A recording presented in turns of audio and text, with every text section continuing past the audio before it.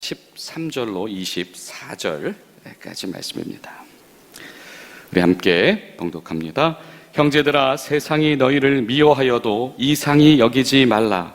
우리는 형제를 사랑함으로 사망에서 옮겨 생명으로 들어간 줄 알거니와 사랑하지 아니하는 자는 사망에 머물러 있느니라. 그 형제를 미워하는 자마다 살인하는 자니 살인하는 자마다 그 영생이 그 속에 거하지 아니하는 것을 너희가 아는 바라. 그가 우리를 위하여 목숨을 버리셨으니 우리가 이로써 사랑을 알고 우리도 형제들을 위하여 목숨을 버리는 것이 마땅하니라. 누가 이 세상의 재물을 가지고 형제의 궁핍함을 보고도 도와줄 마음을 닫으면 하나님의 사랑이 어찌 그 속에 거하겠느냐. 자녀들아, 우리가 말과 혀로만 사랑하지 말고 행함과 진실함으로 하자. 이로써 우리가 진리에 속한 줄 알고 또 우리 마음을 주 앞에서 굳세게 하리니, 이는 우리 마음이 혹 우리를 책망할 일이 있어도 하나님은 우리 마음보다 크시고 모든 것을 아시기 때문이라. 사랑하는 자들아, 만일 우리 마음이 우리를 책망할 것이 없으면 하나님 앞에서 담대함을 얻고 무엇이든지 구하는 바를 그에게서 받나니, 이는 우리가 그의 계명을 지키고 그 앞에서 기뻐하시는 것을 행함이라. 그의 계명은 이것이니 곧 그 아들 예수 그리스도의 이름을 믿고 그가 우리에게 주신 계명대로 서로 사랑할 것이니라. 그의 계명을 지키는 자는 주 안에 거하고 주는 그 안에 거하시나니, 우리에게 주신 성령으로 말미암아 그가 우리 안에 거하시는 줄 우리가 아느니라. 아멘. 사랑하는 여러분, 우리 매서운 이 한파 가운데 있지만 우리 평강의 왕이신 예수님의 빛 가운데서 오늘 저와 여러분의 영혼이 뜨겁게 온화해질 수 있기를 간절히 소망합니다. 오늘 말씀은 다시 한번 우리에게 이 사랑이라고 하는 이 아름다운 이 단어를 다시 한번 우리에게 도전하고 있습니다. 더 구체적으로는 이 사랑의 필수성, 그리고 이 사랑의 진실성을 우리에게 질문하고 있습니다. 우리가 어떻게 구원에 이르게 되었는가? 그것은 바로 이 사랑의 연계 과정이고 사랑의 역동이다.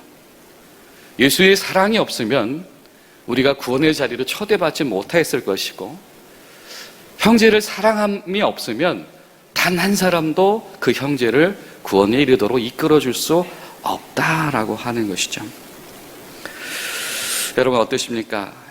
분명히 우리가 주님께 사랑받고 있다라고 고백하고 있는데요, 여러분 요즘에 여러분의 마음 가운데에, 그 마음 가운데에 이 사랑이라고 하는 에너지가 존재하고 계신지 모르겠습니다. 아니면 우리가 어제 말씀 속에서 지나갔던 이 가인의 이야기처럼 내가 먼저 사랑받고 싶고, 아니 내가 제일 사랑받고 싶은 마음에 다른 어떤 것은 나의 생각과 마음에 두지 않는 이 심각한 이 신앙적 양심의 부조화에 여러분 빠져 계신지 아는지 모르겠습니다. 오늘 19절 말씀 이렇게 우리에게 이야기합니다. 이로써 우리가 진리에 속한 줄 알고 또 우리 마음을 주 앞에서 굳세게 하리니. 그런데 이는 우리 마음이 책망할 일이 있어도 하나님은 우리 마음보다 크시고 모든 것을 아시기 때문이라. 우리 마음을, 우리가 진리 가운데 있다면 우리 마음을, 우리 양심을 분명하게 해야 된다라고 하는 거죠.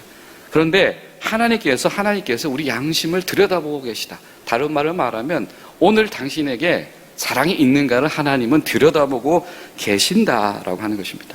여러분, 이 사랑이라고 하는 것은요, 성경이 소개하는 창조주 하나님의 창조의 핵심 원리입니다.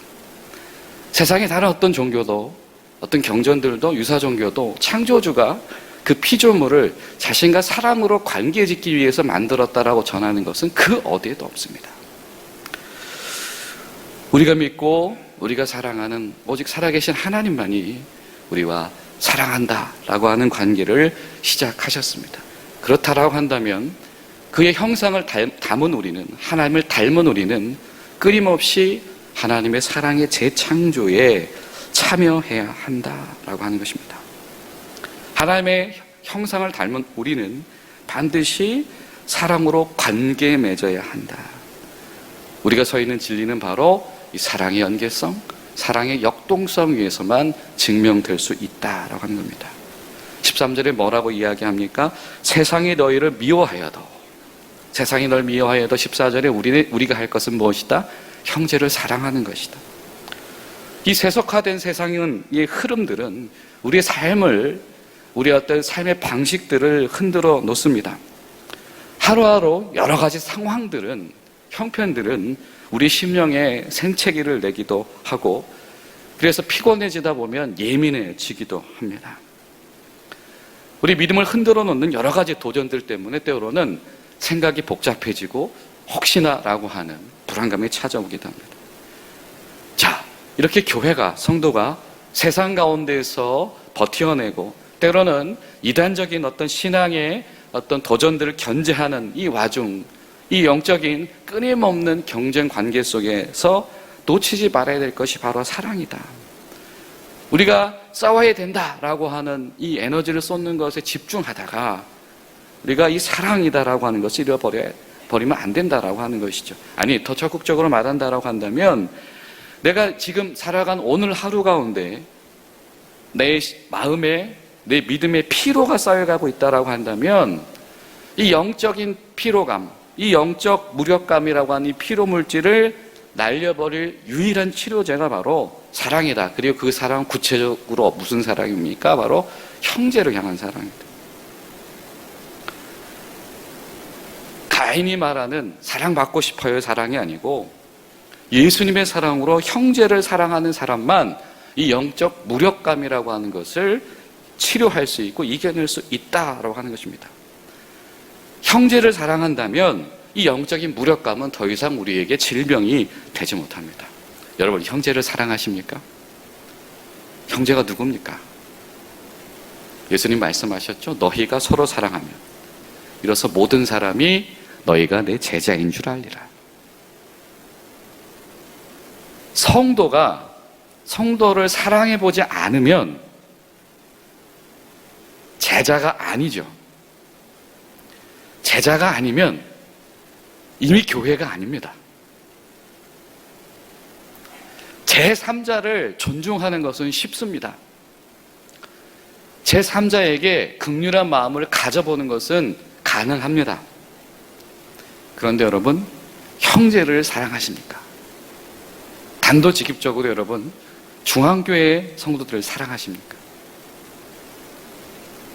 형제는 내 삶을 공유하지 않는 제3자를 말하는 것이 아니죠.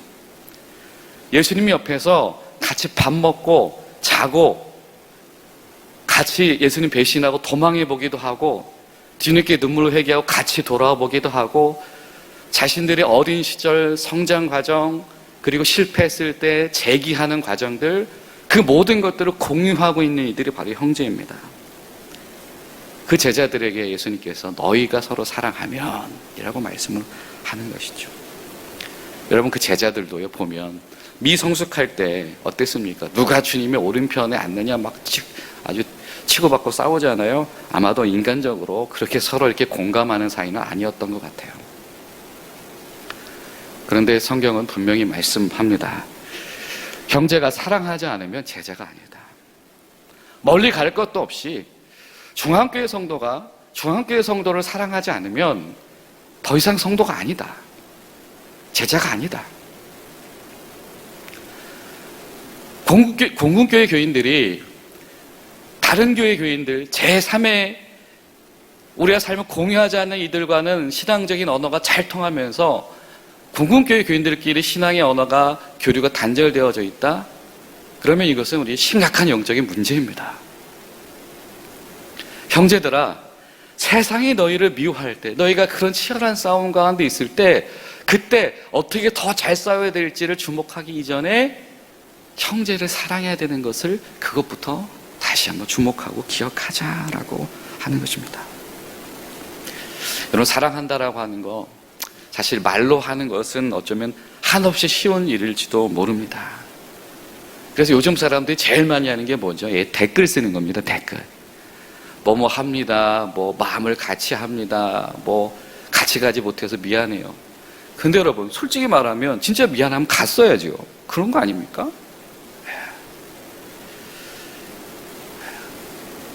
기도할게요.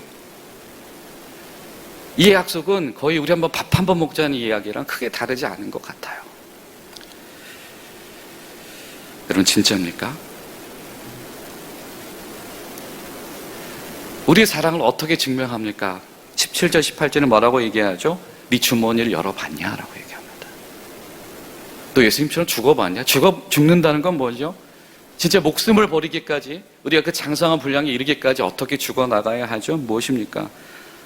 내가 죽는 건 무엇입니까? 다른 말로 이야기하면 손해보는 겁니다. 내 거 포기하는 겁니다. 성도들끼리 손해보지 않으면 하나님 나라 시작도 못합니다. 성도들끼리 양보해보지 않으면, 성도들끼리 복종해보지 않으면 제자가 될 수 없습니다. 왜? 형제가 서로 사랑할 때 저게 제자구나라고 알게 될 거다라고 예수님께서 말씀하셨기 때문입니다. 여러분, 어떻습니까? 우리 중앙교회 성도들 향해서 여러분 주머니를 여셨나요? 여러분, 돈을 손해보셨나요? 시간을 손해보셨나요? 돈 써야 됩니다. 그죠? 여러분, 진짜 친구는요, 돈을 써야 돼요. 그죠? 간단하잖아요. 뭐 물질적인 이야기를 하자는 게 아니라 우리 솔직한 심정을 이야기하는 겁니다. 시간 내야 돼요.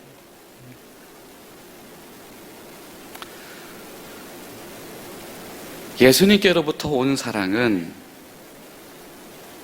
행동하는 신앙입니다. 왜? 주님은 그렇게 하셨거든요. 주님은 찾아다니셨거든요. 자신의 시간을 쓰셨거든요. 자신의 에너지를 쓰셨거든요. 피곤할 때까지 주님은 소진하셨거든요. 형제를 위해서 교회에서 피곤해 본 적이 없으면 솔직하게 질문해 봐야 됩니다. 진짜 사랑하고 있는 거 맞냐고. 근데 이건 여러분 무서운 질문이 될 수 있습니다. 제자가 아니다라는 얘기는 직설적으로 그리스도인이 아니란 얘기입니다. 기독교인이 아니란 얘기입니다. 형제를 사랑하지 않고 있다면 어쩌면 우리는 처음부터 기독교인이 아니었을 수도 있습니다. 예수님처럼 죽는 연습을 하는 것, 손해보는 연습을 하는 것, 희생해 나가는 경험을 쌓아 나가는 것이 없다면, 소진해보지 않는다면, 피곤해보지 않는다면 이것은 사랑이 아니다.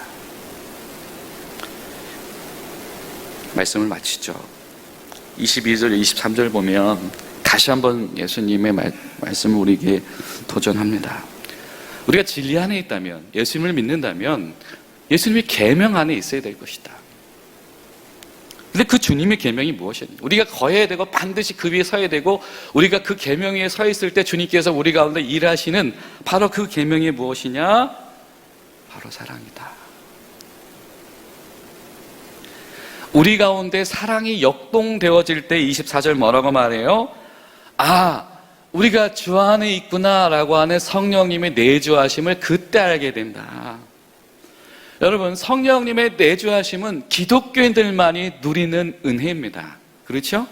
우리가 구원받았다라고 하는 거, 하나님의 자녀다라고 하는 거 우리가 어떻게 알죠?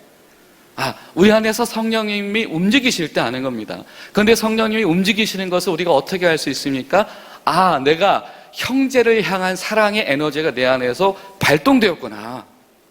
이것입니다. 사랑하는 여러분, 오늘 하루 내가 중앙교회 성도를 위해서 내가 형제를 사랑하는 일에 어떻게 피곤해 볼까? 중앙교회 성도를 사랑하는 일에 내 것을 어떻게 소모해 볼까? 고민해 보시는 저 여러분이 되시길 바랍니다. 아마도 가장 쉬운 것은요, 여러분, 방문하는 걸 겁니다. 그렇죠?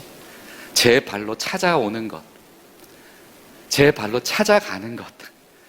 예. 이거 안 해본 사람은 사랑 안 하는 거죠. 아마도 그래서 예수님은 끊임없이 성경은 예수님이 이 마을로 가셨다, 나오시다 저 마을로 가셨다. 예수님은 가시고 가셨다. 여러분, 오늘 하루 또 성탄절이기도 하잖아요. 어떻게 하면 내가 방문할 수 있을까? 성도를 어떻게 하면 내가 문안할 수 있을까? 여러분 마음과 생각 가운데 아주 스케줄이 복잡해지시는 귀한 하루 되시기를 예수님의 이름으로 축복합니다. 기도하겠습니다. 살아계신 하나님, 오늘도 성령께서 우리를 도우시고 인도하셔서 우리가 주의 은혜 위에 서 있음을 다시 한번 고백합니다. 주님, 형제들아, 세상이 너희를 미워하는 그 순간에도 형제를 향한 사랑만은 너희가 절대로 잃어버리지 말아라. 아니, 모든 것을 형제를 위한 사랑에서 시작해라 라고 도전하시는 오늘 이 말씀, 너희가 형제를 사랑할 때에, 너희가 형제를 위해서 네 마음의 주머니를 열 때에, 네 재물의 주머니를 열 때에, 너희 발걸음을 실제로 옮길 때에, 너희가 손해보고 피곤해지고 땀방울을 흘릴 때에, 그것이 성령께서 너희 가운데 역사하시는 것에 대한 증명이다라고 말씀하시는 이야기가 오늘 하루 우리 중앙교회 성도들 모두의 삶 가운데에서 뜨겁게 역동하도록 도와주시옵소서. 오늘 하루 우리가 서로를 방문하는 복된 하루가 되도록 도와주시옵소서. 예수님의 이름으로 기도하옵나이다. 아멘.